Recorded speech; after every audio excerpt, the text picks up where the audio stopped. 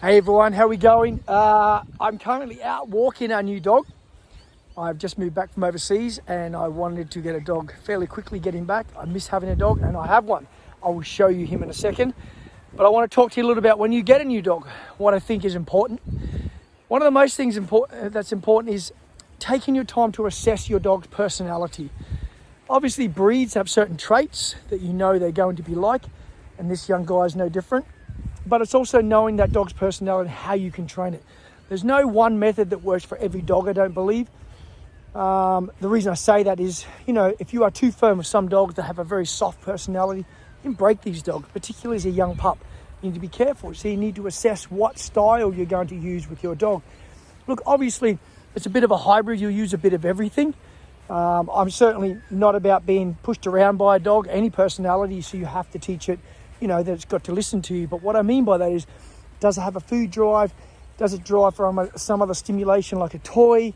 Does it have a good retrieval drive? Whatever it is, it's about assessing your dog for the first few days. And once you know your dog's personality, you can then sort of start going ahead with your training. I don't believe just getting a dog and just going straight into it. Get a time to get a bit of a rapport with your dog, establish a bit of a relationship, and then a few days in, start introducing your training. Now, let me show you this young man. Here he is. He's Nash. Hey, Nash. Here he is. Nash is a Coolie Cross Huntaway, speculated by the ears that flop forward like they do, but definitely got the Coolie in him. So being that he is that, he is a super intelligent dog, very trainable, wanting to work, very alert, as you can see. He just has no rules right now in his life, but he's a handsome young dog and he's ready to work, aren't you, buddy? So I'm really excited about getting into training this young guy because I know he's that breed that wants to be working and wants to be stimulated and wants to be challenged, done the right way. He has a good food drive, which I intend to make the most of. He is quite a soft young dog, especially being his breed, but also he's a pup. He's only 6 months old, about 6 months old. He's a rescue dog, so I think he's about 6 months, which is obviously a good trainable stage. But at that stage, again, you don't want your dog, or any time in life, but you don't want a young pup to have a bad experience anywhere, but particularly in training, and become negative towards, have any equipment association that's negative, or adverse effects from speaking, being too harsh on him, things like that. Sure, I'm going to train him and I want him to do things, but he is only a puppy.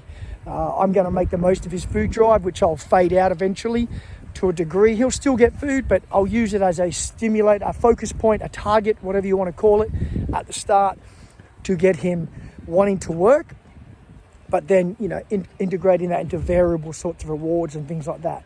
But I have a few goals with him. Obviously, I want to try and train him to a very high standard when it comes to obedience, basic obedience and advanced, and get him learning some tricks.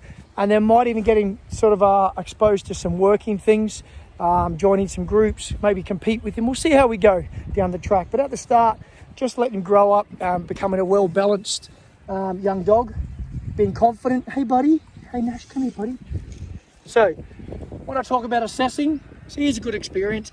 Getting out, seeing bikes, seeing things like this, and seeing his confidence levels. He's inquisitive, which is good. We don't want him running away from a thing like a bike like that. He wants to look at it, explore it. He's a little bit anxious when he sees things, but again, he's a young pup. That's normal.